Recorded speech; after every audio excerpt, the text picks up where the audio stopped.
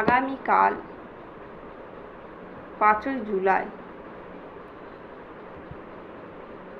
আষাঢ় মাসে অমাবস্যা। এটিকে আষাঢ়ী অমাবস্যা বা হলহারিণী অমাবস্যা নামে ডাকা হয়।